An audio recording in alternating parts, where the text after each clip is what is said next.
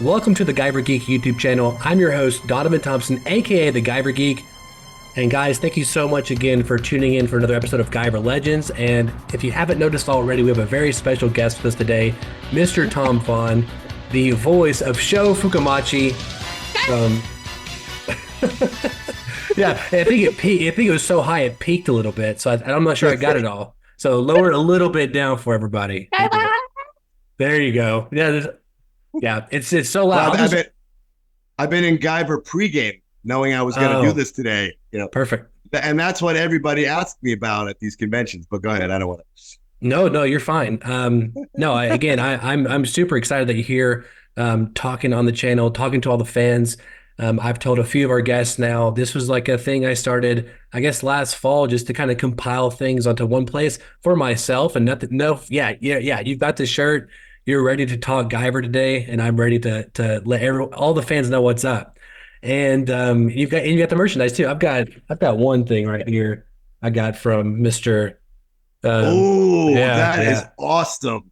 I was at a convention in South Carolina, and a gal came up to me. She goes, "I just wanted to give you this." And she gives me this. Awesome. An hour later, at the same convention, a guy comes up to me and he goes, "Bro, I made this one for you." That's So awesome. he took it to, and this is the same fella. I'm so sorry, I forgot your name. I hope you're watching. You've got a beard. You're really friendly, and you live in North Carolina. He saw us a year ago, and I signed this for him. And now we were just in South Carolina. You with the beard. I know you're watching. You're the nicest guy, and he brought one for me. So anyway, Oh, that's awesome. No, it's so yeah, cool, and that it tells you right there that, for us, for Guyver fans, it's kind of this. It feels like a very dark hole sometimes because I grew up in a population of 10,000 people, and it wasn't until I was probably maybe 10 or 11, so like right at early 2000s, I was in this like random comic book store, and I saw the VHS for the Guyver cartoon, right. and U.S. for renditions. yes, exactly. And so for us, for me L.A. and my Hero, I think. yeah, Ellie Harry, right? And for us, it was like, whoa, there's a Guyver cartoon because we had saw the Guyver movies at that point, the Guyver, Right. and then Guyver Two Dark Hero, and then Right. we found out that there was a manga that all this was based off of. So anyway, we were kind of drip fed for a very long time, and I probably didn't Right. hear anyone talk about Guyver other than my friend until I was like 18 or 19. And you're like, wait a And where minute. was this? Where were you living? Arkansas? Batesville, Arkansas. Yeah. So, Yeah. it's a weird thing. And then it's just as time's going on, you're like, oh wait, there's more people out there who watch these movies, whether it's in the UK called Mutronics, or there's different versions of the anime.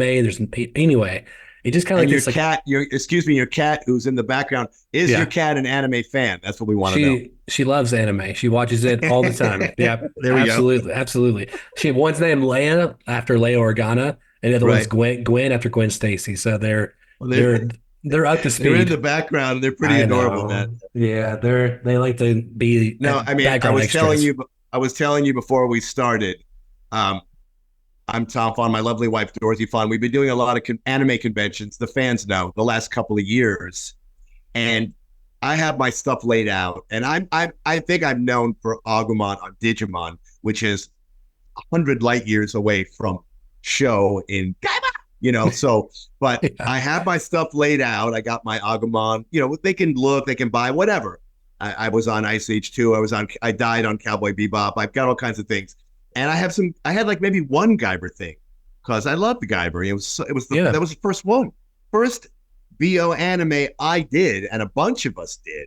I'll tell you about it. It was really the new dawn of anime in the early 90s was Guyver for me. And we did Orgus and Macros and Trigun. It went from there, but Guyver was the first. So I've got a Guyver thing there, and there's always one person who's like, dude, I don't really know Digimon, but bro, it's Guyver. It's Yeah. Guyver for me, bro. The blood. Yeah. It's, I They mean, want, it's yeah. the violence level of it, and I guess it's darker than other things. And anyway, Well, I mean, our parents I'm did had, amazed. I'm well, they amazed had, I'm here. Thank you for calling. hey, I'm amazed I get to talk to you. I mean, my buddy, I'm like, hey, I'm fixing to talk to the voice of Guyver. And I'm like, and Agumon. And they're like, what world do you live in? I'm like, I don't know, man. I emailed them and they happened to respond back to me. Of I was course. lucky. Well, you know Yeah. what? Just hold for 1 second. You'll love this. Hold on. Yeah, please. 1 second. I'm coming down. I mean, I think it's the Guyver thing, but every now and then, if you want, Hey, Donovan, it's me, Agumon. That's wild. Brand. Yeah. I gave you a little. Yeah. We can have them fight it out. Whatever. I'm Tom Fahn, and I'm on Donovan's show. What's the name of your show, man?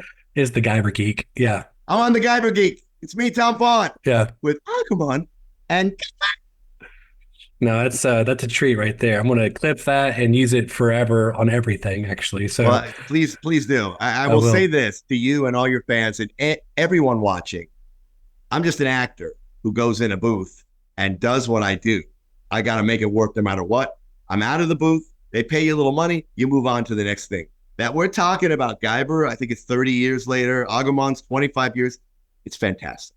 Yeah. That's like beyond. And we wouldn't be here without you guys. So at the conventions, at the signings, we wouldn't be here without your interest. So you can ask me anything you want. I'm glad. Whatever I remember. But I've got some good Guyver stories. You know, Yeah. I heard you spoke to Les Claypool, the sound engineer Les Claypool, about the rock and roll musician Les Claypool. Yeah, Yes. Yes. because I was Well, gonna steer you to him. yeah. Because Les is great. Les and Mary. Yeah. Yeah. Yeah, Les, he's told me once he gets a few things ironed out, he'll be on the show eventually. So I've burned through a couple people. I've gotten Jack Armstrong the first, the live action Guyver. David Right. Hayter was on here not too long ago, Guyver 2, Right. and he's done Solid Snake and X-Men and other things like that too. So I feel very privileged to talk to everyone involved with all the Guyver IP. If I could get the creator Yoshika on here, then I would be done. I'd retire, as they say. Well, But the actor who's my best buddy on the show, Tetsuro, Tetsuro, yeah. that's Victor Garcia. Oh, okay. Victor Garcia is a voice actor who hasn't really done it in a long time, but he was a producer. This all goes to Victor Garcia, and I'm gonna have to put you in touch with him because the fans. I mean, can I tell you? Do you want to Sure. know how I got? Okay, so Yeah, absolutely, yeah, go for it. this is kind of an amazing week for me. So 2 days ago, April 30th, I don't know if that dates this, but why not? I have a daughter. Maybe one day she'll watch this. April 30th, 2024, 2 days ago, I turned 62, and that was my last day in post-production. So I'm an actor who has always worked in post-production and ran out to auditions. You have to have a survival job. You can sell suits. I was at Nordstrom answering phones. That's a department store. And I'd rather be in the entertainment industry, something more interesting. So over the last 37 years, I worked for Empire Films, Canon Films, MGM, Wow. Warner Brothers, Deluxe, and now Paramount. I've been there. That's technical. That's post-production, not acting. And then I Sure. run out and do my VO, and I never missed any auditions or anything. But 2 days ago, I retired from post-production. And what this has to do with Victor Garcia is in 1987, I got a job for Empire Films on La Brea in Hollywood. I was in Oh, the wow. mailroom, and there's two guys working there. Victor is my boss, and a guy named Steve. So I'm like, hey, Steve, I'm Tom. Hey, Tom, I'm Steve. Nice to meet you. Great. And we drive around Hollywood dropping film off and making deposits, or and every now and then when you have to eat something, you had to call. You had to go to a payphone Right, and yeah. call and go, hey, I'm in traffic right now. That meant I'm going to get something to eat, taking 10 minutes. Anyway, I'm working for Victor. The guy I work with is Steve. Steve's a funny guy, this Steve. He's got a wife and a couple of kids back then. This is 1987. And I go, Steve, what do you want to do, man? I want to be a musician. What do you want to do? I'm really an actor. I'm just here trying to make a buck. He goes, yeah, so am I. For some reason, I'm half Jewish. Steve's a nice Jewish boy. And every time we saw each other in the parking lot, and I think I was 25 and he was 26. For some reason, I'd go, hello, Steve. How are you? And he'd go, hello, Tommy. Have you plotzed today? I went, I plotzed. I feel good. How are you? We were like old Jews, 90-year-olds, like 2 minutes. We were just being silly. Right, yeah. Cut to 3 or 4 years later, I'm not working at Empire. I'm working at MGM. It doesn't matter. Victor Garcia plays Edward James Olmos' son in Stand By Me. Oh, okay. Stand By Me is a movie, late 80s, and Edward James Olmos plays a very famous Los Angeles teacher, and Victor Garcia plays his son. So Victor Garcia had his career going, and he went from post-production to producing, and he calls me up in 91, 92, and he's like, hey, man, I'm doing something called Japanimation. Do you know what that is? Now, that's a term they don't even use anymore. I go, no, man, I have no idea. He goes, Speed Racer, Kimba the White Lion. Did you watch those when you were growing up? I'm like, yeah. He goes, they're anime. They're Japanese. I'm like, dude, I never knew it. I love Speed Racer. That's Right. the Yeah. first real anime in America. So it's just like 91 now, 91, 92, around then. And he goes, well, dude, I need actors. I'm on the producing end now. And he was working with a wonderful guy from Japan named Ken Ayadomi, who I think is back in Japan. I'm going to get you to Victor Garcia, and he Please. knows all the players on how all this began.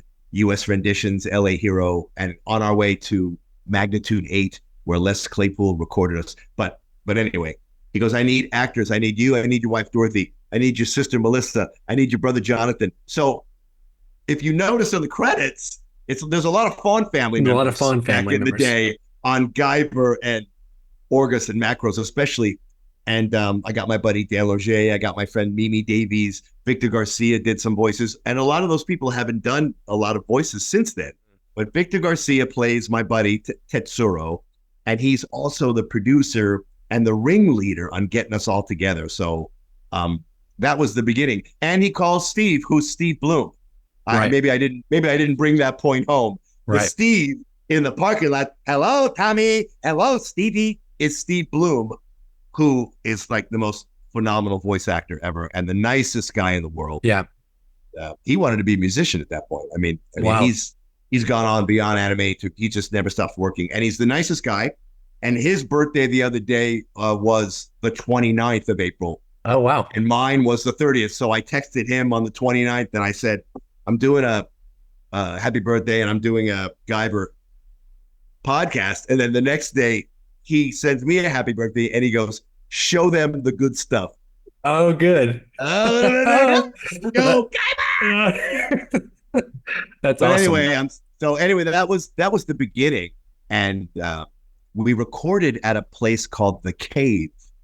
I don't know if anyone told you this. Maybe they were ashamed of it. I mean, Claypool mentioned that it was like in his garage, essentially. Before it was his garage, and I don't even know if Les worked on the first season of Guyver. Was there 2 seasons of Guyver or just 12 episodes? There's 12 episodes. It's like part 1 and part 2, essentially. Okay. Yeah. Okay. In the beginning, can I tell the story? Please. I'm a vessel. You pour through me. So. Okay. I don't want to bore anyone. In the beginning, none of us had done anime. None of us had dubbed anime before. I'm an actor. So an actor is ready to do anything. An on-camera thing, a play, stand-up, improv. Oh, voiceover? Yeah, let's do it. So they didn't really know how to run the thing. So Ken Ayadomi, God bless him, would have us all over to his condo, and he'd have pizza or sushi. Oh, okay. Feeding the actors. Feeding the actors is always a good thing. And we'd watch the episode in Japanese with our script to kind of get a little feeling from it. Well, after a couple of months of doing that, he realized that was very expensive for him. And then it went to what it is now, which is you just show up. Right. And you have really no idea what you're going to do or what you're going to play. We did then because they cast us. I don't even remember auditioning. They cast me as Sho. They cast Victor as Tetsuro. Steve Bloom's in there. Oh, Melissa, my sister, plays my love interest, which is a little crazy, you know. Mizuki, yeah. Because her voice was so great, and it's still so great. But we always laugh about that, you know. Yeah. But and back then in the Cave on Ventura Boulevard, I don't want to. If it's still there, sure. They put us all in the studio together. Now that's not the way you do anime. That is the way you do regular voiceover, like The Simpsons. We'll use The Simpsons as an example, the best example ever. They're all around microphones together, and they're riffing off each other, reading the scripts, and the animation comes later. It's all like a radio play, you know, and it's so creative and so loose. And I've done that. I worked on Ice Age 2. I had a couple lines. I'll tell you about that later. But it's very freeing. So anime, you guys all know this. It's all done. It's all produced and everything.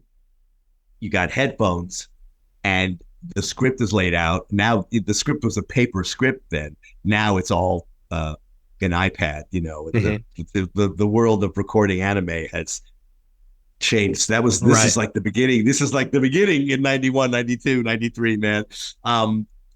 So they would have us all together, and we're all reading and trying to sync together, be in sync. And they realized very quickly that's not the way you do it. The way you do it is it's one actor at a time.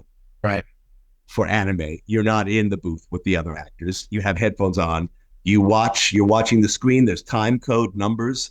It's a lot harder Yeah. than regular animation. Anime is tricky, but Dorothy and I and my whole family, Melissa and Jonathan and Bloom, and everyone's been doing it for so long that it's definitely a technique For sure. to learn. But back in the day, we were just kind of fumbling through, and after a while, we went from the cave to Les Claypool's garage. Okay. That I always joke about the egg cartons. He had a garage converted into a booth, Yeah. and he had egg cartons on for soundproof, and it all worked. And they took you in one at a time. So it was a step up from the cave, all of us trying to sync together. That they realized that. So if you really actually go back and watch and listen, the first couple of episodes, the sound mix, it's okay, but it would get a lot better. Yeah. No, that's awesome to hear. And just a couple of things on there. You're absolutely right. You have to pay your actors. You brought up pizza, which is funny because, we've done tons of short films over the years, and I feel like every short film ever, it's Little Caesar's Pizza because that's all we can afford. We can't afford anything else because I know I've done short films on hey, feed the actor and the actor's hungry. The actor's you have to. And I had an old buddy of mine. He always told me that if you can't feed your crew, then you should be able to make a movie. And I was like, I agree with you. Yeah. And so that's kind of one of the gold standard rules we have. But no, I that's know all. this is supposed to be about me, but are you? Well, we'll have to talk at some point. I think the fans and everyone want to know where you're at. And are you a writer, director? Are you coming out here to LA? Are you going to continue to make films where you are, or what's that? Give me the Donavon story. The real quick rundown is I want to be a writer and director. I went to school at UCA, University of Central Arkansas, early 2012-ish. I got my master's in 2016, and I've taught film at the college. I've taught like basically every grade level. I've taught film actually, and yeah, I like to write and direct. Well, you'll always do it. It's inside you. It's who you are. Absolutely. You can teach it, and then every now and then, I'm sure you're going to make your own thing. Absolutely. And I apologize for the glare. I just noticed that I'm glaring, but what can you do? Oh, you're totally fine. Like this, but I'm blind as a bat. So hey, yeah, blurry everyone.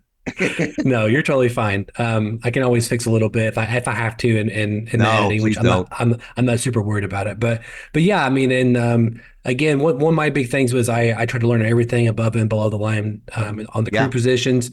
So I think I've worked on over 80 short films, a couple of features, and I haven't directed in a while. My thesis was right around the time when the pandemic was happening, so that kind of. Yeah, of course. And that kind of mucked things up. But yeah. We've been in the writing process for about a year and a half now. We've got 2 features we're working on, and we're fairly confident about those. And we've got there's always a path somewhere, right? So I would always say that the creative way is the best way. As hard as it is, the creative way is what feeds the soul, is what makes you happy. And absolutely. I would just don't give up on doing the creative way. Like the last week, I retired. So, post-production, there's nothing creative about it. In my opinion, I went from film to files. I transferred, I rewound film for years and delivered film, and then got into VHS and got into Digibeta and then got into Blu-ray. And then now then it went to files, and files is just, you're sitting at a computer. Sure. Moving things to Netflix Italy and, Sky Deutschland. And I'm sending product all around the world, and I'm hearing the birds outside. Yeah. I'm seeing the sunset. Saying, since we've been home since COVID, 4 days at home, 1 day back at work, I just said to my wife, and then if you run out and do a voiceover audition, or nowadays, I'm sure the listeners know it's a modern world now. You go in my wife has taken the front closet here. Got rid of all my suits and stuff. Honey, where are my suits? Those are gone. And she's she's got a great little studio here in the front closet. Unfortunately, I can't fit in there. Dorothy's shorter than me. So like she'll leave notes like recording video game. Yeah. She's recording, making money right in our little condo right here. I mean, that's the reality of the voice actor now in 2024. I go in the other closet, I put the blanket over my head and I do the recording. But now COVID's slowly coming out of it, pretty much. So I say to them, I'd much prefer to go to the studio to do the recording. Well, there's because just she's something still. about tangibly being there and meeting them on top of that. I was going to Yeah. ask, when you do auditions, is it through Actors Access or is it just your agent pulling you I things have a or? voiceover agent. Dorothy has a voiceover agent. And then we know a million people in anime and a Sure. million people in dubbing here in LA just doing it for so long. So a lot of times we're kind of just casting things like, Yeah, that's awesome. uh, It's a great place yeah, to be. yeah, that's, so yeah, I'm going to hit everybody up now because I don't have to worry about going to a session. I just did something for Wendy Lee. I'm sure all your people know Wendy Lee. She's a great actress and a great director. I just did something for her out in the valley, and then I come back, but I'm still on the clock, so I gotta knock out the post production. But now I don't have the Yeah. job Well, anymore. hey, So congratulations on thank you, man. retirement. That's a big Yeah. moment in my life, man. It's Yeah. big. That's awesome. We caught you Yeah. at a great time. Yeah, more Um, time for voiceover work, more time for conventions to meet the fans, that's because I'm awesome. going to say it, I'll say it again. We are humbled by the fans we meet. I am amazed we're talking Guyver. I'm amazed they remember Digimon. So, but that's just me. Pinch Well, me, Digimon is going pretty strong. I mean, I went last year and watched a Digimon film in theaters. So it was Wow. yeah. So I mean, that was playing here in Oklahoma City. The Digimon movie was, and of Well, course, for your fans, I mean, I know this is Guyver only, but we'll go with it. In the last year, we've re-recorded the Digimon movie right? that Yep. came Oh, out in 2000 or something, yep. 2001, because I guess they initially cut a half hour. That was Yep. in three parts, apparently. And they like, let's restore it. So they restored it and they got everybody back, God willing, who's still alive. Whoever wasn't, they recast with people that sound just like them. And then the sweetest thing is Bryce Happenbrook, who's like the hottest thing going now in anime, VO actor. His father was Bob Happenbrook, who I remember from years ago, back in the day. And he had a big low voice like this. Hey, Tom, how you doing? It's me, Bob. And he plays a couple of, these maybe Greymon or War Greymon. Your fans know right now. Your Right. fans are going, Tom, tell me who it is. Anyway, so they got Bryce because Bob has since passed away. They got Bryce to do his father's voice, That's and they awesome. tweaked it so it's low right in there, like hey. So Yeah. yeah, That's so the awesome. Digimon movie uncut or something. It's coming out this year. Yeah, no, I'm very aware of that, and Oh, there you I'm go. yeah, I'm on the lookout for it. It's like the 4K Blu-ray remaster of it all, and so that Wow, that's first great. movie is something special that we could do a whole podcast on Digimon also. So Yeah, yeah, yeah. we, Whatever you we want, man. I yeah know a million uh, people too, so whatever you want. You let me yeah know when we're done. You got to talk to Victor Garcia. You absolutely Guyver people, and he would love it too because I yeah think he's kind of like what Guyver. I mean, yeah, man, and he kind of got everybody together on that. So yeah. yeah, he'll tell you the story. Well, one thing I There's do want to also I want to mention one man who passed away, Kevin Seymour. He was a mm, major producer on Guyver and Orgus, Macross, Trigun, Cowboy Bebop, all in the beginning, all the 90s anime, everything that was done at Magnitude 8, LA Hero, US renditions. He passed away. He was just hilarious and fantastic and he cast me as a crazy German in something. He was a yeah, great guy, a great guy. These guys, man, they would answer your questions. that's I'm doing awesome. the best I can. I'm vamping. No, you're doing fantastic, and again, it's a treat just talking to you. I do want to Great. rewind the clock a little bit for you. I tell my listeners so far, even though I am a Guyver geek, I'm a filmmaker first, a Guyver geek second, and so I kind of want to go back a little bit in your Yeah. early days and just Yeah. kind of talk about your family life. I know that all your siblings are involved Yeah. in whether it be jazz, musicians, Yeah. singing, everything like that. And so you kind of grew up in that environment. What made you want to become an actor? It sounds like it's in your DNA almost. You've done your homework and I salute you. It's always sweet to talk about my family. I blame my father. He passed away a couple of years ago. He was a sweet man. He was a jazz musician. He was a jazz drummer, and he loved movies and he loved television. And so they would take us to Broadway shows, and so I'd see people in the theater, and I'm like, oh, what?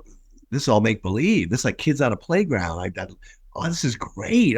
How do I get in that? How do I? It started pretty young, and then television. I was a terrible television fanatic. I just Yeah. watched everything from the morning, and I'm old man, so in the '60s they were showing things from years ago. So they show Laurel and Hardy and the Three Hmm. Stooges and Abbott and Costello, and they show Popeye, which not really is that funny. Bugs Bunny is I wasn't even aware how it's so funny. It still holds up. I have the Blu-rays of Bugs Bunny, Looney Tunes. Mel Blanc is the king of voiceovers. We're all in his uh, shadows, you know. I watched everything, and I thought on the tube there was some kind of party going on. You know, then at night you'd watch. You know, they had variety shows when I was a kid, Dean Martin shows, Flip Wilson, and then I'd watch the cop shows, Maddox, and I'd watch all the family comedies, and just I thought it was all one big party. How do I get in?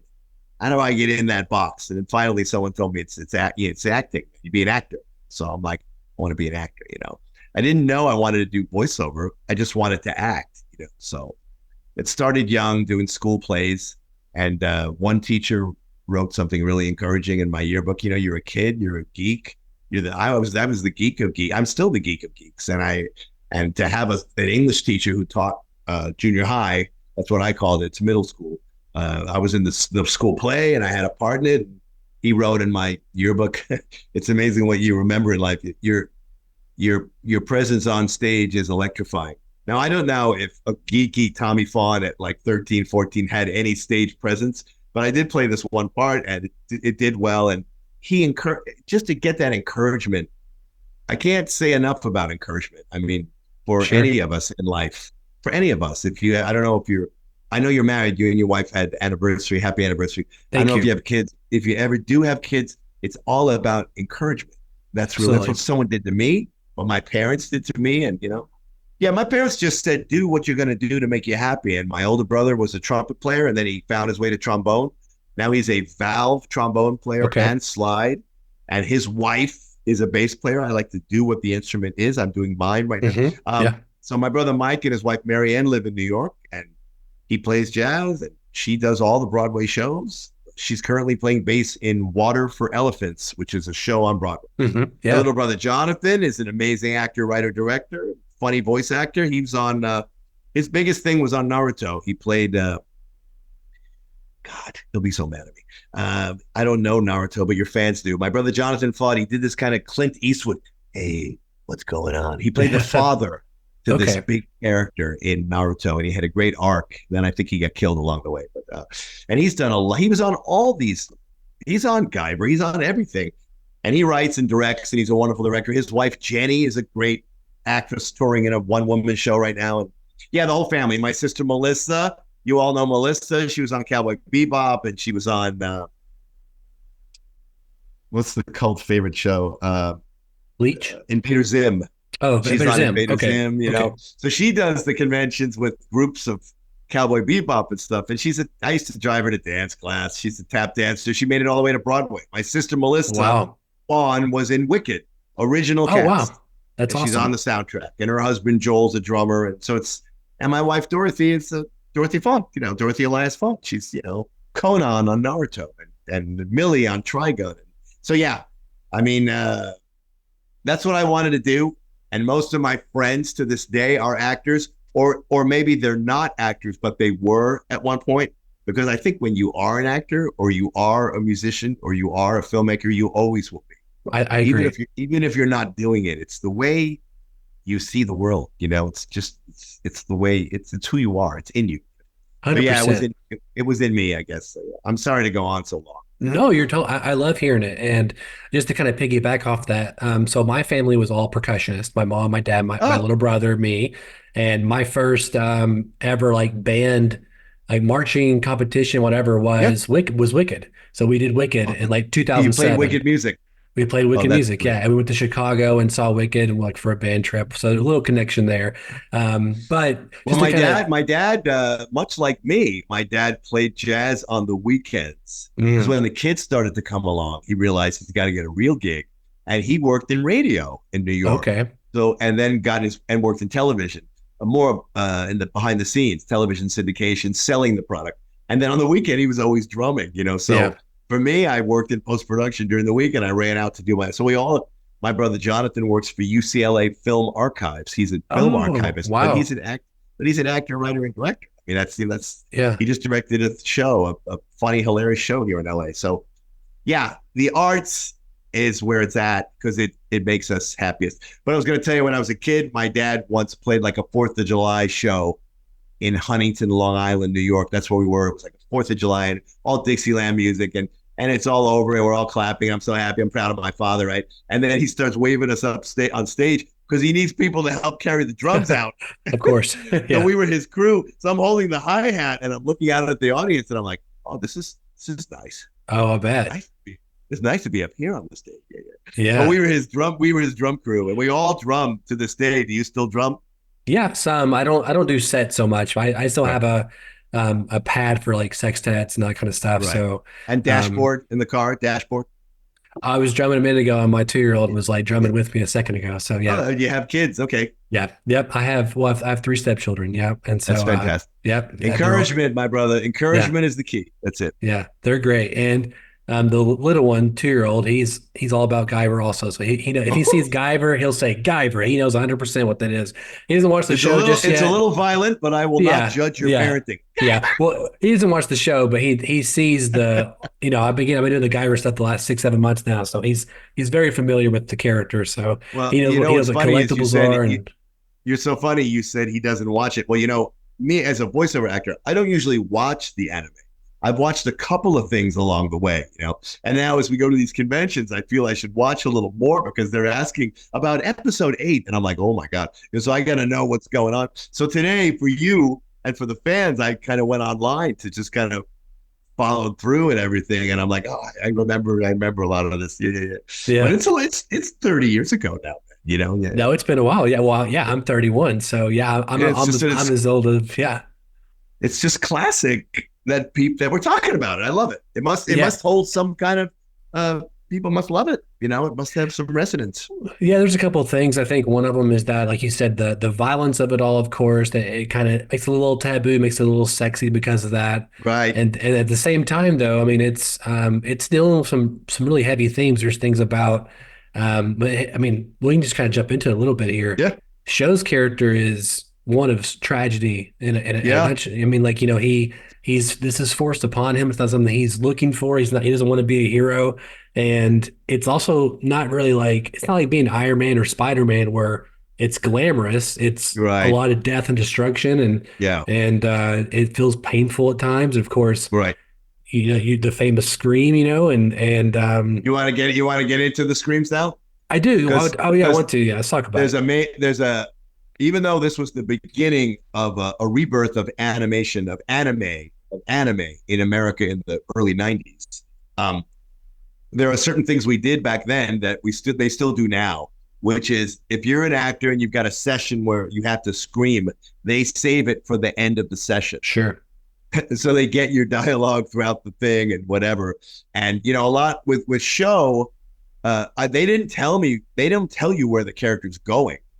They don't say no one ever tells you.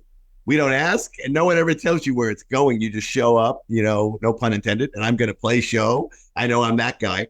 And then I'm an actor, so whatever it's going to be, I'm going to do it, and you got to decide right away. You got to just make your choice and go. You got to jump in. You got to commit right away. So the screams would be at the end, and the screams were the real deal, man. I'd be thrashed. And Yeah. they've got them. They've got them for life. There they are. I watched one today on YouTube, and I was like, "Oh God, that poor actor." Yeah. I mean, But it was me. yeah. I mean, it's a pretty big toll. Like, I mean, how many? Well, I guess there's a better question for you. I'm sure the answer is you do as many takes as it takes, no pun intended. But They don't like, do many though. they don't do many. Like Okay. you would do like a half. They'd be like just work it, and then they go, okay, go for it. Want to hear what you're gonna do, and they got to set the meters, like you said earlier. So then you do one that they're gonna go for it, and sometimes if they're smart, they'll record that. They'll record the rehearsal. I'm a big fan of recording the rehearsal. Sometimes I'm really good in the rehearsal. Then it takes me a couple of takes to get back to that, because I'm not Yeah. it's like a mental thing, like, oh, they're not recording now. So I'm just Sure. gonna, you know what I'm saying? But then you get over that and you realize you can give them goods. You want to give them the goods every time, because you've been doing it for a long time. But they'll give you like, okay, Tom, you're gonna scream here, and this time code, like it's a 30-second scream or a 20-second, or let's show you it and listen to the Japanese. Oh, there's something I didn't even tell all you people. Sometimes they want you to do it exactly the way the Japanese did it, and sometimes they don't. They'll say, just make it your own, but you have to fill it. You have to fill the flaps of the mouth opening, So you Yeah. go over, you watch it, you see it.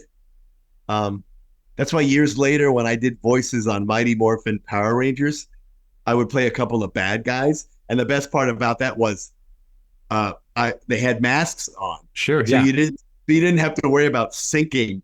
I tell these to the fans at the conventions. I remember playing Scott Page Pachter was the director. God bless him, he passed away, and he said, "Tom, just do something different here. I've heard every type of bad guy." And I'm like, "What about something like Stallone? Okay, hey, like you Power Rangers. Hey, what are you doing?" Huh? So I did it like that. And he's like, "Dude, that's what we're doing. We love it."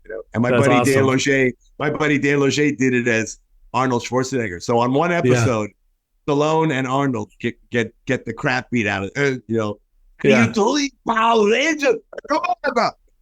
Anyway, That's but awesome. I didn't but know that. the great thing about that is you didn't have to sing. But in Guyver, you're trying to, and now everyone's so great at it now. You want to make the flaps, the English translation in the flaps. Sometimes the English translation is better than the original Japanese. Like they didn't Yeah. really, anyway. But with the screams, you rehearsed it once full born, and they set the meters. They go, got it. Now we're gonna go for it. So yeah. I was going to ask real quick before we get off of it. What season was what Power Rangers was it? Was it Mighty Morphin or Uh, do you you're remember? so good. I played the character named Chameleac. So Oh if you yeah. can find I don't Chameleac, remember that. Yeah. What year was it? Do you remember what year? I could probably yeah, pick it from what year. like right before Digimon, so 98, 99. Gosh, okay. So it might be like, yeah, in space or I have it written down, and I'll email it to you. yeah, let me know. I'm sure that If doesn't not, I'll help look your it up. fans now. Thanks a lot. I'll put it in the show notes. This is what season of Power Rangers he was on. Yeah, I'm yeah, also a big Power Ranger guy, so yeah. I have to know this Oh, information as great. well. We're Yeah. doing a convention in here in LA, which we rarely get to do one in. We're in Los Angeles. We're always going somewhere, but this one's in Pasadena, and it's a Power Ranger convention, but they have anime people there Yeah. too. And I did voices on Power Rangers, so it'll be fun. Is it Power Morphicon, the big one or Yes, that's yeah. right. Yeah, Yeah. are you coming out to that? No, I've never been. I would love to, but Oh, come on, man. Come on. I know. I've never been to Comic Con. I should be. I should be going to Comic Well, Con. I just I've never never done been. Comic Con either in San Diego. I hear that's very wonderful. Yeah. And there's the one in LA, Expo. It's the big one. I need Dorothy. Dorothy, the big one in LA. That's Well, in there's July. SDCC, which is San Diego Comic Con, Yeah, and then there's I'm trying to think. There's Anime well, Expo. Is oh, that Anime it? Is that Expo. it? Oh yeah. Yep. That's the one Yep. here. That's the Yes. big one in downtown LA. But it's Yes. so big. Dorothy, my wife, went once, and she got a little freaked out. It was just there was so many Yeah. people. It was like it was overwhelming. I bet. Yeah. But Yeah. if they do a Digimon panel or a Guyver panel, then I'll go. You absolutely should go, Yeah, 100%. Well, I kind of let's go back to Guyver. Just a few other yeah. questions. So, whenever you got hired onto the project, there's no audition process. You're kind of not doing it as a favor, but kind of like, okay, you're just being brought on, right? You got some connections there. We were just brought on because Victor Garcia. I think he cast us. I think he was like, dude, you can do this. You can do Sho, and I'm doing Tetsuro. Your sister's gonna do Mizumi, Mizuki. Yeah. Mizuki. I'm sorry. Yeah, And Mizuki. then I think Dorothy and everybody else played. Other part. Debbie Rogers was a wonderful actress back then. David Hart was a British guy. He does the British voice. And Dan Oh, Lejay, yeah. Mimi Woods, my brother Jonathan. There's a lot. Yeah, he filled it. And what's interesting is it was just us for a while. Can you imagine that in Los Angeles, even in the early 90s? Do you know how many actors are in LA? You know how many voiceover actors? But this was just a small group, almost a troupe. And then when we got to Magnitude 8, which is Les Claypool's great studio, it was out in Arleta, California, out in the valley. Big, beautiful studio. We started to see more and more actors. And we were like, oh, the secret is out, And then eventually, you can look this up. Bryan Cranston, before Breaking Bad, did voices on things, did dubbing on anime. He did Power Rangers. He did a couple Yeah, of bad guys on Power Rangers. Yeah, and right, also right. Billy Cranston is named after him. So, Oh, that's great. yeah, the That's Blue great. Ranger is named after him actually. That's great. So Yeah, weird little trivia there for everybody. Well, I was yeah, gonna yeah, say, yeah. like, so you guys are recording all these animes together. How long was it to record the Guyver? You had 12 episodes. Like, what It's, you was had 2 hour sessions. really You just do it. for? Yeah, 2 hour session would probably be one episode, sometimes two. Wow, so you guys really Probably pumped through probably it. one episode. If I was Show, I probably had a lot of lines. Yeah, but Yeah, usually yeah, you get a 2 hour session. It was rare to do a 4 hour session.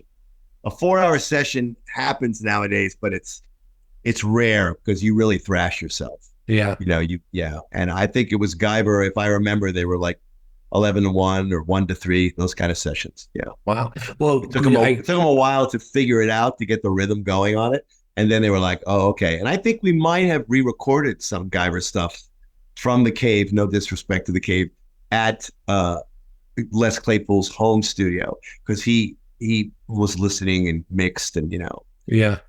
yeah. Well, I mean, at this time you guys are recording, I believe the first Guyver you guys were recording in 91, so the movie has come out in 91 as well. Yeah. Was there? I didn't know anything about the on-camera movies. Yeah. Like I that was like a whole nother thing. I didn't Was know it there was a big Guyver deal going on. was it like, did you, when you found out about the movies, were you kind of like, whoa, like I was in the cartoon, like this is bigger than I thought it was? Like, what was your kind of reaction? Yeah, I think I saw in my post-production job, believe it or not, I think I had to make a dub of a Guyver movie. Like in Oh, wow. a couple years after we did the Guyver. I think maybe it was the Mark Hamill one, or maybe the second movie, or I'm not sure, mid 90s. And I was like, oh, Guyver, look at this on camera, So, but I Yeah, didn't. It's such a different world, the anime world and on absolutely. camera. But I was thinking, yeah, wow, Guyver, And then I guess I found out today there was another Guyver animated series in 2000 or something. In 2005, there was a basically like it was, I think at the time it was 15-year anniversary or 20-year anniversary for Okay. the manga, and it ran 26 episodes, and Okay. it How's was that? um the general consensus from fans is that they universally prefer your 12 episode series That's so over that nice. one. Yeah, yeah, That's that's so the nice. I've truth. never seen Yeah, it. It's so funny. They're coming to us at the conventions, and like I don't know if they know my name, but we all have these banners. If you've ever right. been to a convention, and they have my characters, so when they see the characters, they're like, "Oh, dude, I know you." And then they come up and we talk, and they're like, "Oh, you know what you and Dorothy are? You guys are OG voiceover actors, like the Yeah, original game." And a lot of them say, "Dude, we prefer the '90s VO." And I'm like, yeah, why? What's the difference? And they're like, it's just a little bit more real, a little bit more raw, it is. Yeah, that's whatever. what everyone So, says. Yeah. yeah, and I didn't know that about the Guyver. And they've recently done a new season of Digimon in Yep. which they recast everybody. And I'll just give you a little side note. On Digimon, I do Agumon, as you all know, and I did this like, hey, how's it going? This kind of high voice. That's what I looked at the little guy, to be or not to be. I looked at him and I thought, sweet little, cute little, that was my, hey, how's it going? They didn't play me the Japanese, Sure. because sometimes they'll play you. They'll go, okay, we're casting you as this part. Here's the Japanese. Hear it, but we don't want you to do that. We want you to do opposite that. On this, I did, because I now have recently in the last couple of years heard it's a girl voiceover actress, so a woman, and she's Oh, doing like tai chi, how's it going, tai? So her yeah, voice is completely different than mine. yeah. But I heard now the new version that's on Apple or iTunes or something. They did one season, and the guy doing Agumon does it a little bit more like the original, like whatever. Okay. Yeah. And he's a wonderful. I'm so sorry, I forgot. I'm terrible with names. I'm old. But the voiceover actor doing Agumon now is great. He's got a long, long career. Look that up. Give him a shout out in the thing. For And sure. he was on a. Do you know who Joshua Seth is? He's the voice of Mhm. Tai on Okay. Agumon, and he's done a lot of things. He's got a great voice. He sounds like Tai always. So he's like, "Hey, how's it Okay. going? Hey, Tom." Like he sounds Yeah. like Tai. Yeah. And he has a great podcast called the Joshua Seth. Uh, Okay. He's gonna be so mad at me. I guess I should have eaten a sandwich. before we started. The brain, there's not much there. If you look in here, you can see the wall. It's Anyway, okay. Joshua Seth does a podcast, and he had the actor on who is currently playing Agumon, and he gave me a nice shout out, Oh, saying okay. that I'm the only Agumon in his eyes, much like your fans are saying they prefer the original recipe guide. So yeah, Oh yeah, 100% they do. And that's the thing too. It kind of piggybacks off my next question is that was there any type of feedback? I mean, I know you're an actor, you're being hired for a job, and you do it, you get paid, and like it's also this is way pre-internet. Is there any type of like feedback of like this is selling well, people are liking this? Because for us, we only got 12 episodes. And so at the time that covered a couple of volumes of the manga, and the mangas it went on for a long time. It stopped like 8 years ago. right, Just side note, as fans, we have no idea why the manga stopped. We don't right, know. It's like it's in hiatus, but the company still says it's still technically active, but we haven't seen a chapter in 8 years. right. But was there any type of feedback in terms of like people were liking this show, people were buying the VHSs? Like, Yeah, was there so like it didn't go to like a Crunchyroll or there was no internet back then. right? It didn't Yeah, go to like an anime station. It just went direct to VHS to video, right? And it was a very small section that I would go to Blockbuster for anybody remembers, and I'd look and there'd be a little anime section. And but a couple of years after the Guyver, we were asked to go sign VHSs at I think a very famous place on Melrose called the Golden Apple. It's a very famous comic book store and anime store back then in LA, and there was a big crowd. So that was the only time I'm like, wow, people are buying Guyver, watching Guyver. But and now cut to now. I only know how much it has been well thought of by you guys in the last 5 years. When I'm wow. going to these conventions and people are going, dude, I love Guyver. I'm like, really?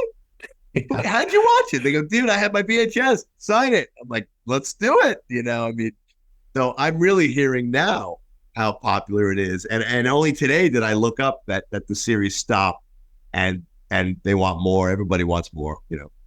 Yeah. Again, we just don't know. I mean, it's been a weird year just the last year because this year is the 30th anniversary of the second live action movie. Um, we got an art book last year. We had like for some of the manga stuff. And on top of that, they also we're getting like a new 4K remaster of the first film, and Wow. like actually this month, actually end of this month, and then so it's like a weird. And also we're getting two action figures this year. So it's like this weird, like this last year, people are like starting to talk about it. Yeah, you got the Guyver merch. I had the Guyver merch on the Guyver Geek Etsy store. And I mean, it's just like this weird, I don't Yeah. know, people are just finding each other or something and talking It's about it also more. there's also a lot out there. I mean, when the people come up to me and they look at all my things and like, one guy likes Guy, one guy loves Cowboy Bebop. I mean, and my wife is next to me usually, and she's got Naruto and Trigun. I mean, there's it goes on and on. I mean, Fire Sure. Emblem, video games. I mean, it's just you have a lot to choose from in the Yeah, world of you're anime. right. I mean, you really do. So that you have a very specific Guyver podcast is wonderful. Much appreciated by me. It's a great thing. Well, yeah. I I mean, want I want to go back one thing and yeah, say, in regards to actors playing the Guyver show, and in regards to another actor playing Agumon, I don't begrudge. I'm not a jealous guy. I don't. sure. This business is brutal, and I don't begrudge any actor making a buck. You know what I'm saying? Like you have in one of your questions that you're going to ask me, or maybe, or I read it. Like, would you do another Guyver? I, call me. They have when people call the actor will do the gig. You know what I'm Right. saying? Yeah. But I can't control how it rolls. Like I'll be honest, I'm gonna do a big emailing in the next couple of days to everybody I know, and I just worked for Wendy Lee like a month ago. But the entertainment industry, show business is like any business, out of sight, out of mind, and it's all who you know. Could be the plumbing business, could be the jewelry business. It doesn't matter. So you want to always put your stuff out there. Go, hey, I'm available. I want to work. So that's just a little note there, a little advice Yeah. there for It's anybody it's out it's there. it's not easy. I You was got to telling you keep pushing earlier. yourself. Yeah. Yeah, before the pod, I was in LA for like a summer. I was interning for Skydance Media, And Wow. the big thing that yes, Skydance Media made by Paramount in the next day. that is the current rumor. Yeah, And, yep, and the rumor is, and that's where I was working for the last 5.5 years. And it was great. The job was very complicated.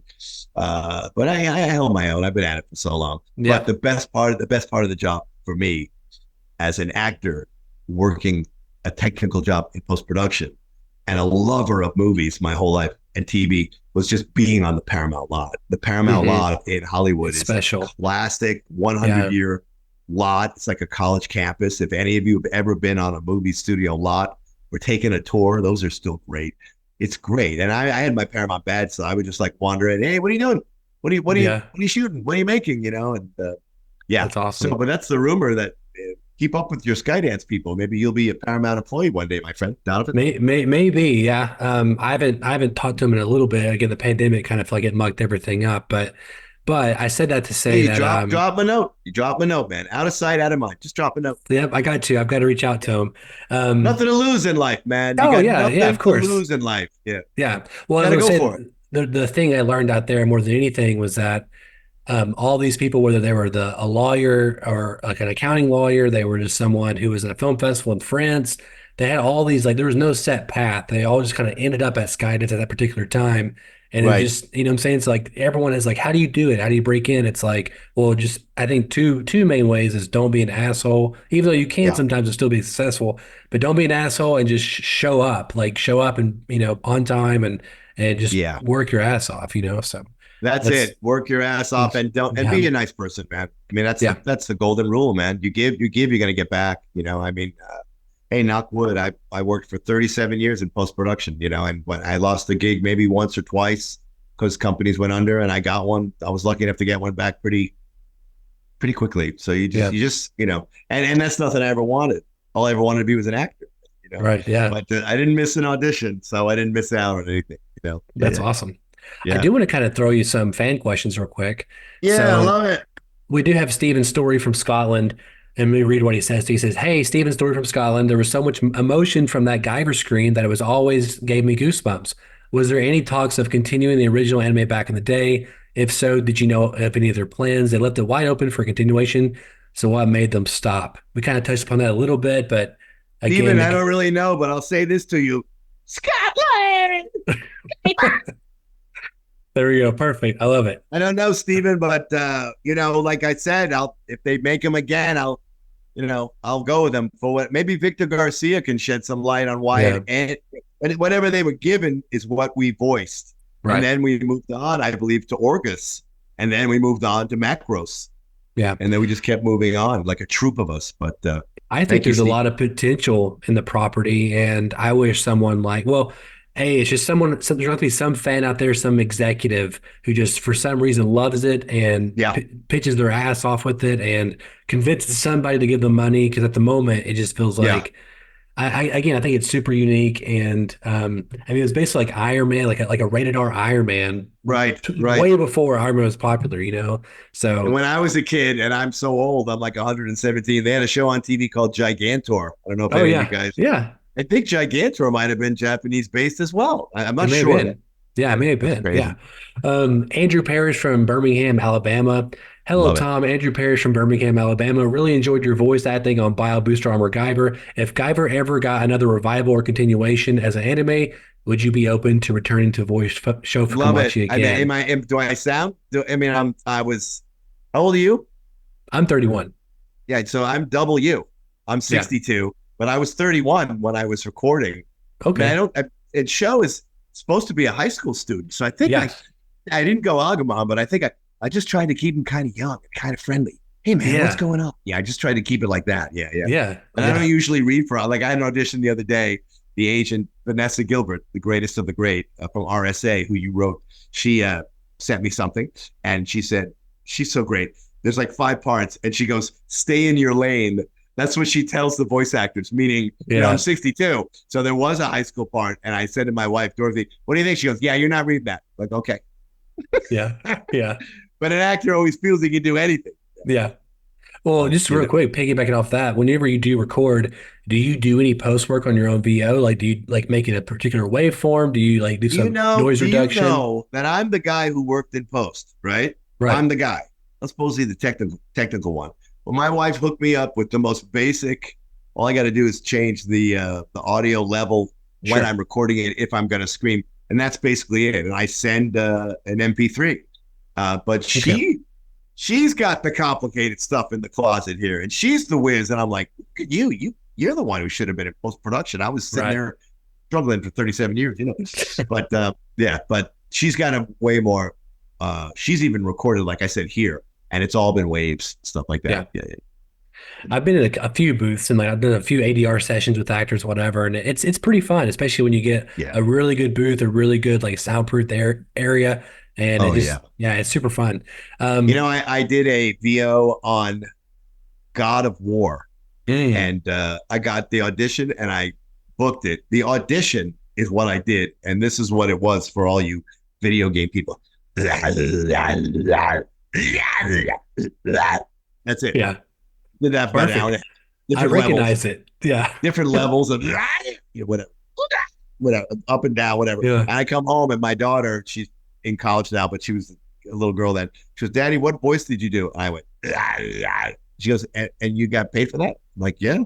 She goes, Yeah. oh, voiceovers. Like, she doesn't want to do it. Yeah. I'm a huge God of War fan, by the way, so to look Oh, out okay. for. Yeah. So We were like I'm a, zombies. And I'm yeah, thinking, how did you choose me for this? There's yeah, there's 2,000, 4,000 voiceover actors in LA. Everyone can go, I mean, yeah. But look, hey, here comes my public service warning to everybody. Don't be an actor. It's very difficult. Don't do it unless you're ready for rejection. If rejection's your middle name, jump in. Okay. but that seems like a That running. was my public service endorsement. It seems like a running theme with everyone I talk to is that, and I agree. I always tell everyone, like, when we're in the trenches, like, I feel like making a movie or whatever project, it's like going to war essentially. And during it, I was like, why am I doing this? Like, this is really hard and complicated. I always manage to find a couple of things like during it, I'm like, oh, this is super special. But as soon as it ends, the project ends, everyone walks away.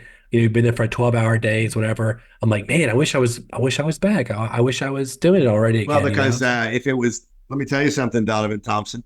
If it was easy, then everyone would be doing it, That's true. That's absolutely true. And yeah, and it's that feeling of bonding and coming together. I learned that even back in the theater back in the day. And I encourage anyone to get into play or do a show. If anybody's interested in doing voiceovers, voice acting is acting. So, get into play, get into a little play in the corner, a church play or community play, anything to get in because the bonding of everyone together.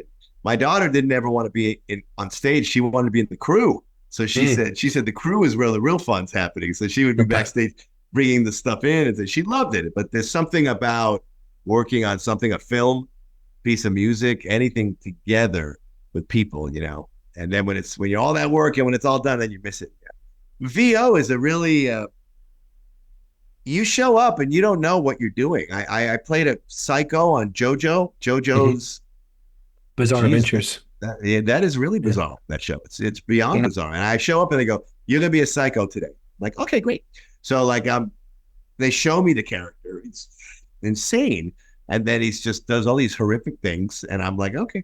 So I'm just trying to do the best I can, and in between takes, I'm singing, "Yeah, baby." You stay loose or whatever. You jump back in and do it. And the reality is, I got to give it to them.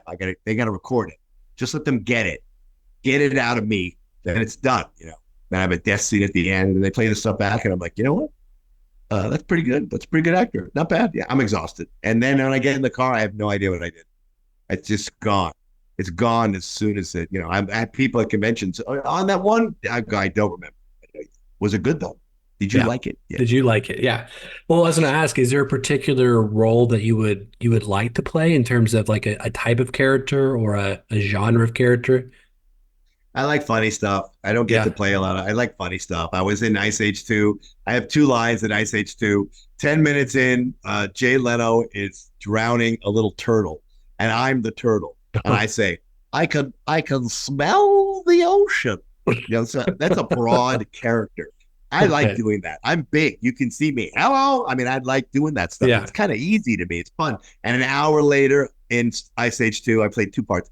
There are these two oxes walking, and Jay Leno's character again comes up to the female ox and says, "You're looking kind of fat.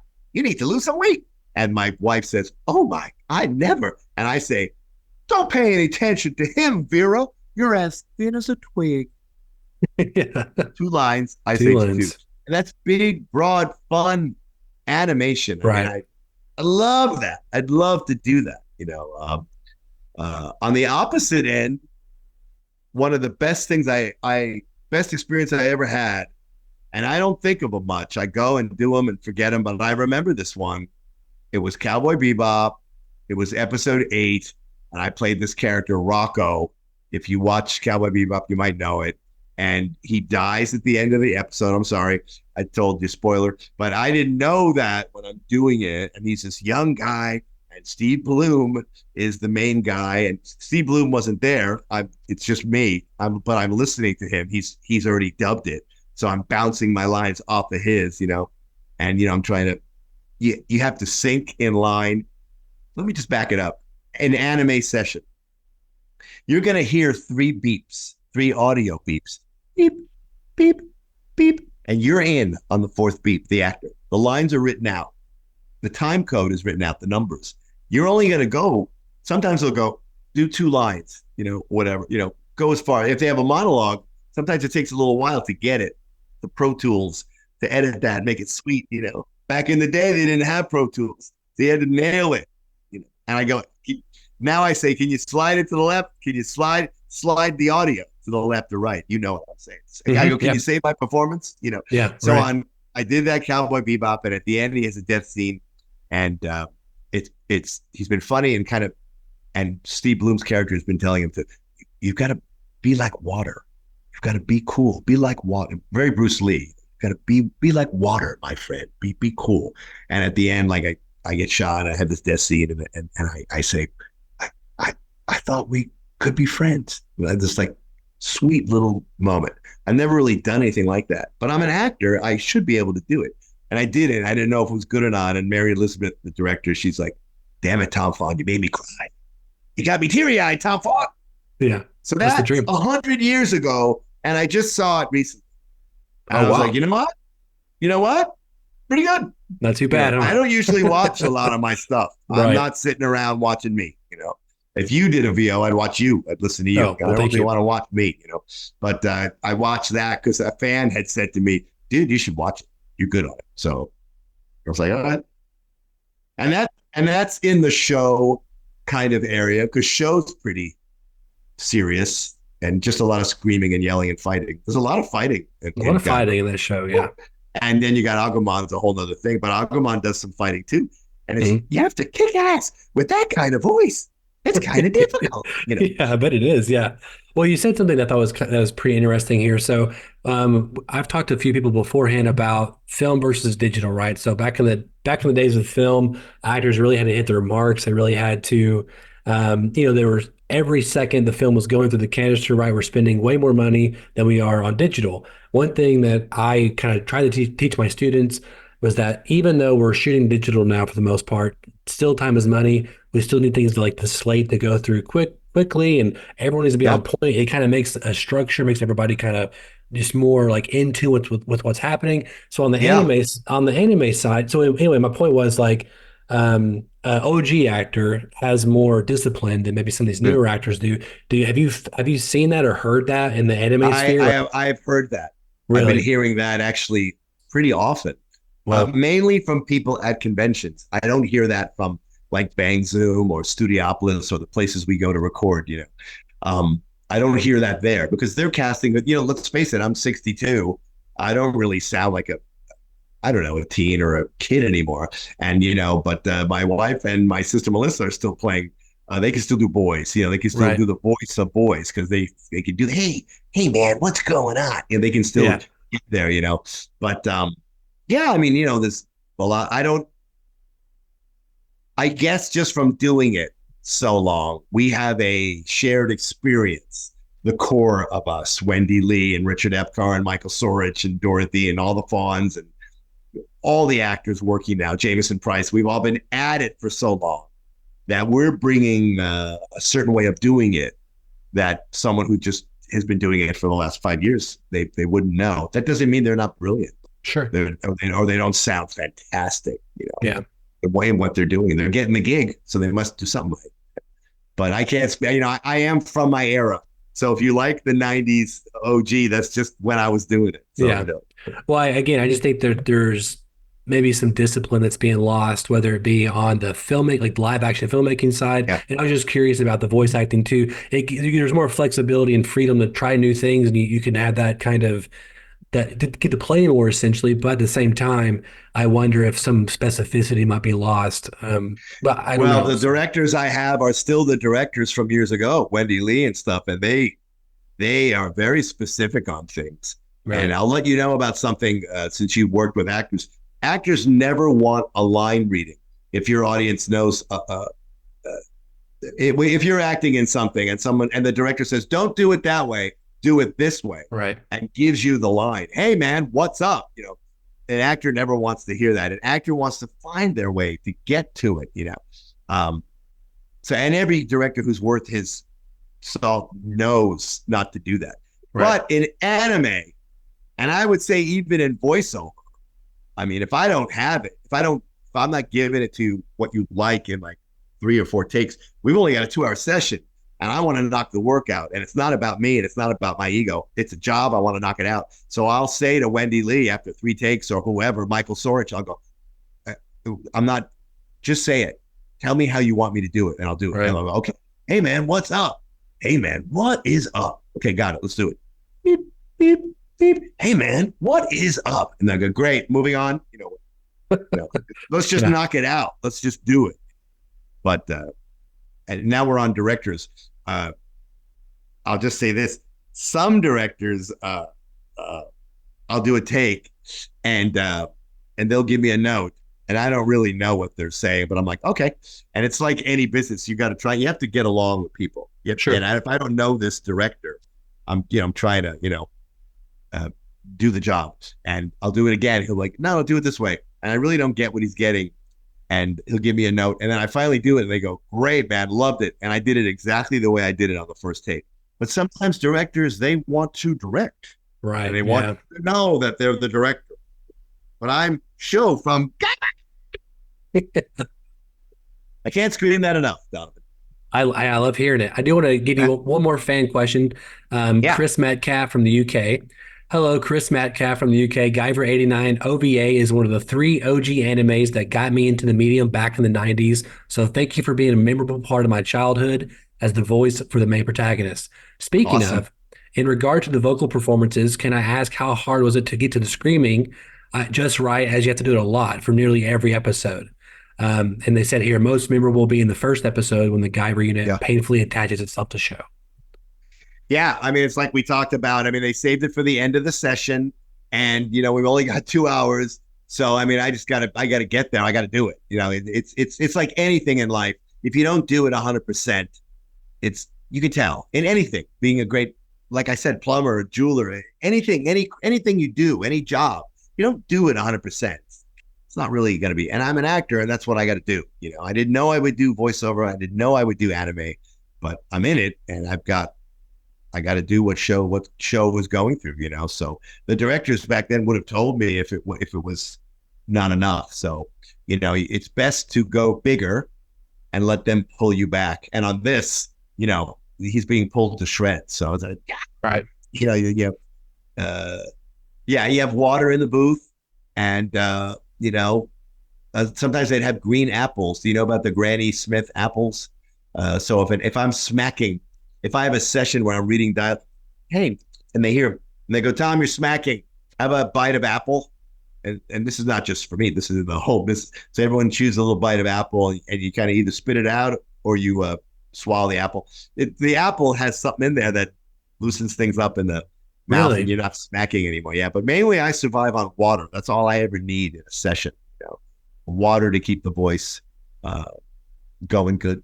And all that. And I warm up. You had the note earlier about, I read it in your email. You possible questions. You're right. I warm up. I'm going to the gig on the freeway here. I got to drive a 40 half hour. So Right. I got to Yeah. warm up. I got to be there at 9 and I'm just got up. And so I'm in the car just going, mm, I'm humming, and I'm doing my, we will wait for Willie, the lips, Yeah. the teeth, the tip of the tongue, all the Yep. I know actor that warm one. up, anything. Yeah, I'm in the car and I'm pulling up next to someone and they're like, oh, must be an Must be an actor. Yeah. actor. Common here in LA. Yeah.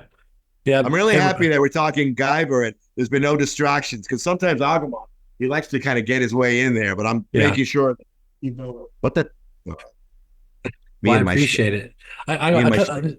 A couple more questions. I know we were already over time, and I can talk to you about just filmmaking Well, in you're gonna general save me and forever. you're gonna save me in post, right? You'll save me in editing. Right.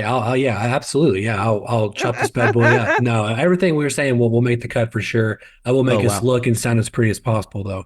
Um, I got to know awesome. just because you mentioned, your love of movies and theater, all these kind of things. Well, do you Yeah, have a favorite movie? probably The Godfather. I mean, Mm, it's probably The Godfather. I one or mean, two or just one? I love. I don't. Three is not included in the conversation here, though. I think Andy Garcia is fantastic in it. Yep. Um, I love one. As a matter of fact, Dorothy and I just went. When you come out here next, when any of you come out here next, there's an Academy Film Museum now at Wilshire and Fairfax. It's in the old May Company building.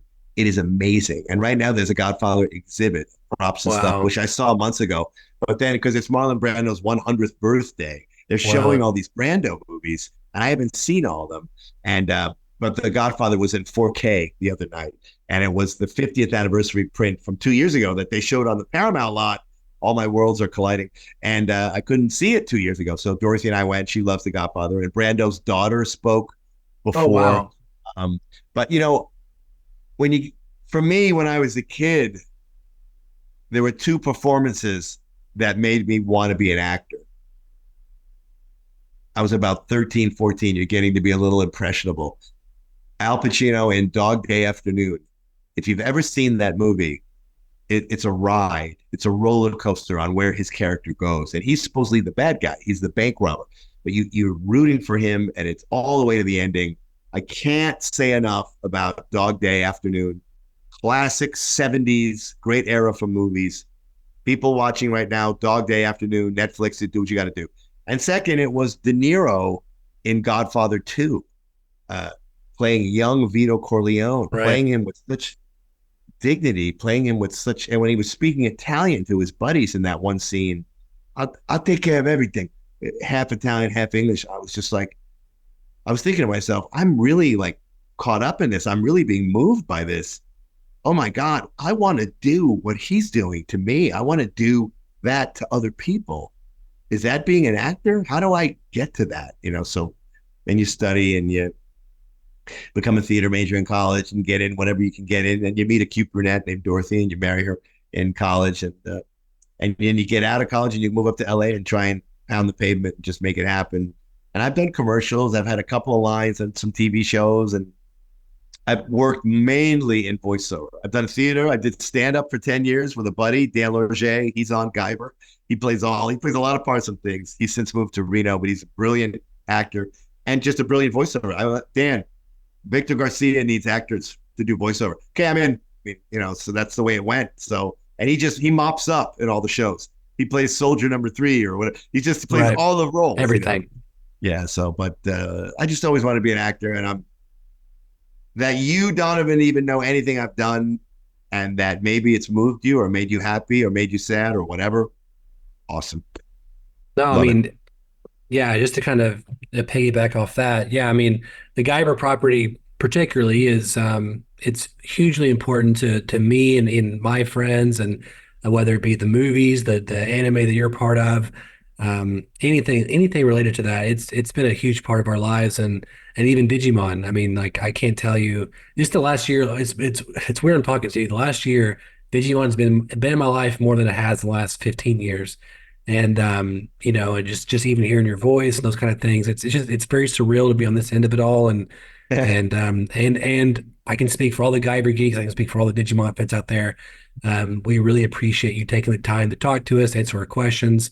Again, I Well, could we're nothing without you guys. I mean, that you guys want us to talk. There's no way I'm gonna. Dorothy and I and my whole family. There's no divas there. We have this is our lives. We're in it, and it's going by fast. And it's all about making people happy. And like I said earlier, encouragement and just following your whatever it is you want to do in life. Go do it. Do anything you can to get yourself closer to what it is. But yeah, I mean, it's you send an email to my agent. There's no way I'm not going to talk to you. So, and I'll email you later. I can refer you. You have to talk to Victor Garcia, and I can give you anybody else names or whatever you want to do. And give my say hello to all your friends who are Guyver friends. I will, 100%. Oh, they're going to watch this, and they're going to be very jealous, and I'm going to lord that over them for a very long time. Also, I don't know if you said you're in Oklahoma. I don't know. Are there any anime conventions in your area? Write the people who run it and go, hey, can you get Tom Fahn and Dorothy Fahn to come to a convention? And we'll come. Absolutely. Yeah. I missed you at Fayetteville, Arkansas, I think last year. Yeah. Yep, I saw it. I was like, damn, because it's like only 2.5 hours from me. And is that North Carolina, Fayetteville? Arkansas. So it's like northeast Arkansas. So did I do that one? Are you sure? I'm pretty sure you did. You were at the Fayetteville Comic-Con. I'm pretty sure. I could be wrong. All right. I did so many. I'm old and busy. Who knows? Yeah, I'm pretty sure. I mean, write the people, Oklahoma City, whatever's, write the biggest one around you or whatever. And just go, hey, because there's always a suggestion thing on the anime conventions. Hey, get Tom Fahn and Dorothy Fahn, and then I'll talk to my managers, anime conventions, and see if we can. What's the closest one to you? Oklahoma City? Oklahoma City, yeah, about an hour from me for a hair, yeah. Because I'd love to, everywhere we go, we find that there are people like, we just got back from South Carolina. I'm like, is anybody going to know? They're like, they're happy we're there. We just got back from Northern California, small little town, Vacaville. And it was mobbed because they were like, oh, we're so happy you're here. Yeah. The anime, and it used to be kind of what they call a niche industry, very small, but it's a little bit more mainstream now, anime. No? Absolutely. I mean, I have Crunchyroll, and it is, there's just, honestly, it's almost like bigger than Netflix in terms of just the amount to choose from. And do you want to know the newest? Do you want to know the newest thing I did? Yep, please tell me. Dorothy had me write it down. What was the key to it? Is get a wonderful, beautiful, fantastic wife, who knows way more than you could ever hope to imagine, and just follow her lead. Okay, I'm on Sandland. It's on Netflix now. I guess that's a famous anime that has never been dubbed. Okay, and it's called. And I'm on the first episode, and you'll know it's me right away. Okay. Yeah. Okay. I'll check it out. Yeah, absolutely. Sandland episode 1. Sandland episode 1. Last thing I want to ask. So what you said you retired from post-production. Your next venture is to really dive harder into the VO realm, right? I want to do more VO. I want to do more conventions. And I think I'm going to take some pictures now that I'm graying up and see if I can go back into the, I had a little on camera. I'll send it to you. You should post it. Your fans, they'll laugh. I did the last really great commercial I did, and those are still like a miracle to even book one because there's thousands of actors. It's there's crazy. A lot of them. And tell your friends, your fans, to punch up a Lowe's bear commercial. Okay. It ran about 10 years ago. Okay. Lowe's bear, grizzly bear commercial. Okay. It's me and a bear. Very entertaining. I like to audition for everything. I have time. Time is what you.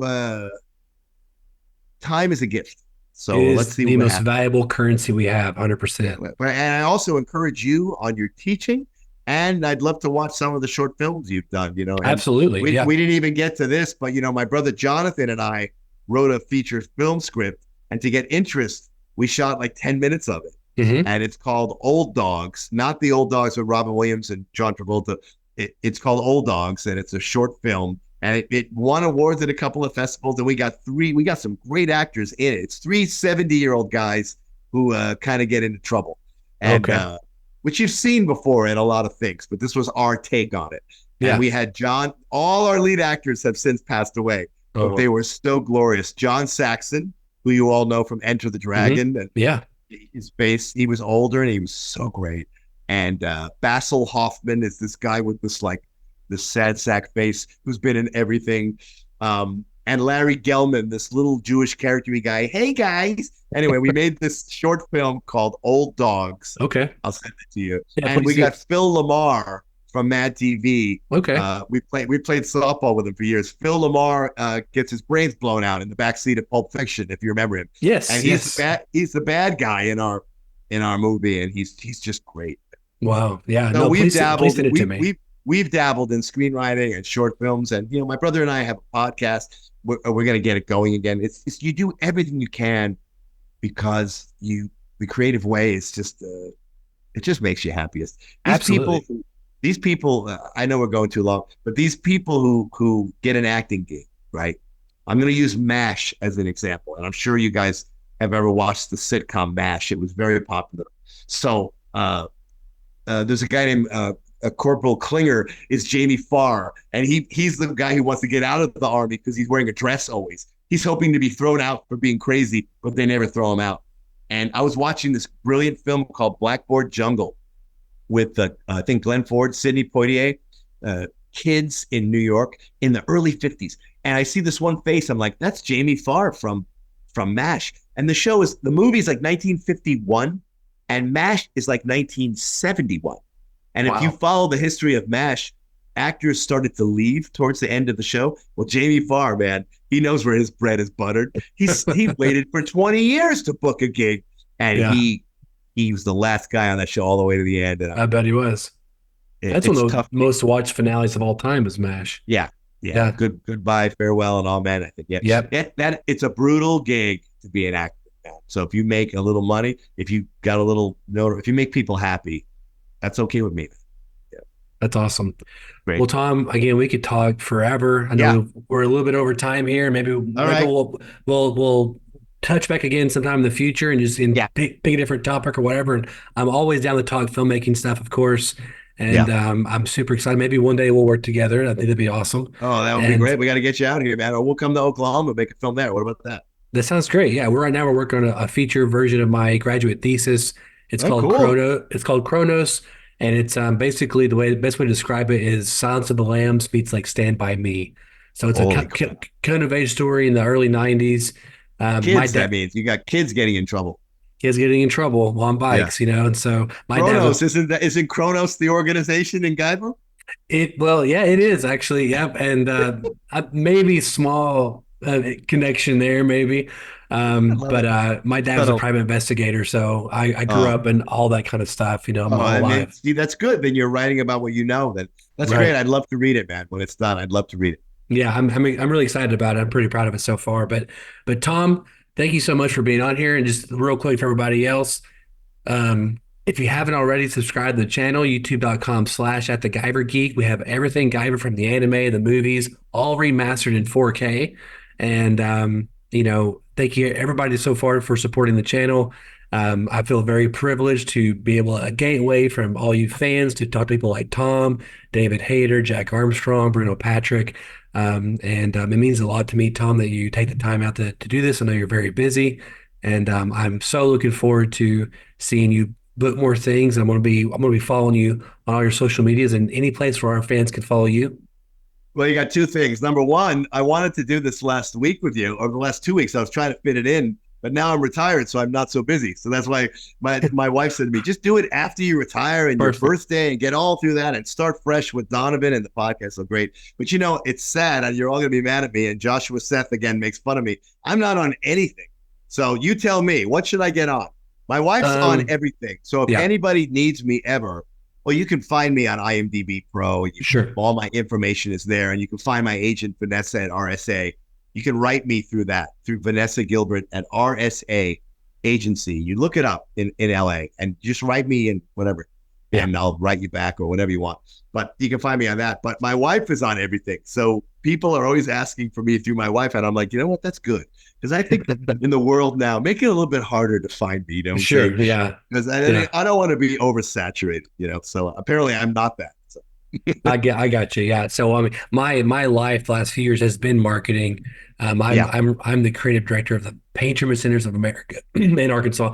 So I've been sick all week, so I haven't been my best during the podcast. Well, you're So fighting your way through it. You're doing good. Why don't you take a sip of something and I'll take a sip of this water? yeah, Let's go. perfect. Yeah. Well, maybe I should talk to you about marketing me because I'm just hesitant to jump into this world. Yeah. Well, I mean, unfortunately, it is kind of it's necessary, it feels like, Right. So um yeah, I have lots of thoughts on it. I've been doing it for a long time and I've made it um all this long on just IMDb and LinkedIn. That's it. yeah. Look at Well, that's me. how I found I'm you was flying. IMDb Pro. My buddy, Beautiful. he's an actor in Arkansas and we was roommates for a long time. And I said, "Hey, I need you to find me Tom Fahn." He sent me back your information within like 30 seconds. So That's great. That's great, man. he found you pretty quickly. That's But great. yeah, no, I'm happy to talk any questions about social media anytime. Bruno Patrick, who was the bad guy in Guyver 2 Dark Hero, me and him got kind of close the last 4 or 5 months, and because of the Guyver stuff, and now he's doing his first con in June. So he'd never done that before, and Oh, I that's great. convinced him to go out there, and now he's on social media and got his website going, all this kind of stuff. So me and Also, I him, guess maybe we'll be talking soon yeah, then. right. I hope so. Hope so. Tom, thank you again so much for being on Yeah. here. And Thank you, Donovan, for yeah, asking. It's really a pleasure, and I wish everybody all the best. I really do. You and your family and everybody who's watching. I wish you all the best. God bless you. Follow your dreams. I really mean that. all right, Tom. Well, I'll talk to you later, man. Thank you. All right, man. Take it easy. Thank you. Perfect.